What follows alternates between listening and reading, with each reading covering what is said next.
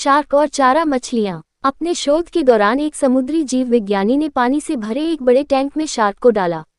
कुछ देर बाद उसने उसमें कुछ चारा मछलियां डाल दी। चारा मछलियों को देखते ही शार्क तुरंत तैरकर उनकी ओर गई और उन पर हमला कर उन्हें खा लिया। समुद्री जीव विज्ञानी ने कुछ और चारा मछलियां टैंक में डाली और वे भी तुरंत शार्क का आहार बन गईं। अब समुद्री जीव विज्ञानी ने एक कांच का मजबूत पारदर्शी टुकड़ा उस टैंक के बीचों बीच डाल दिया। अब टैंक दो भागों में बन चुका था। एक भाग में शार्क थी, दूसरे भाग में उसने कुछ चारा मछली डाल दी। विभाजक पारदर्शी कांच से शार्क चारा मछलियों को देख सकती थी। चारा मछलियों के देख शार्क फिर से उन पर हमला करने के लिए उस ओर तैरी, लेकिन कांच के विभाजक टुकड़े से टकराकर रह गई।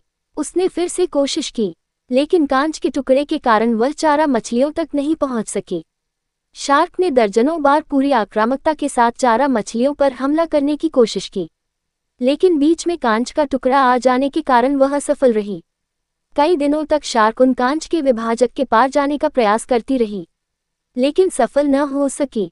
अंततः थक हारकर उसने एक दिन हमला करना छोड़ दिया और टैंक के अपने भाग में रहने लगी।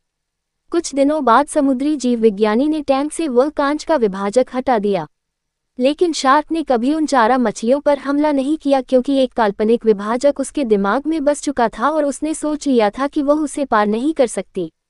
सीख: जीवन में असफलता का सामना करते करते कई बार हम अंदर से टूट जाते हैं और हार मान लेते हैं।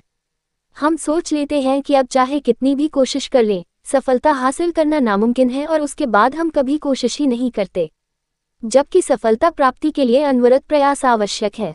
परिस्थितियां बदलती रहती हैं, इसलिए अतीत की असफलता को दिमाग पर हावी न होने दें और पूरी लगन से फिर मेहनत करें। सफलता आपके कदम चूमेगी।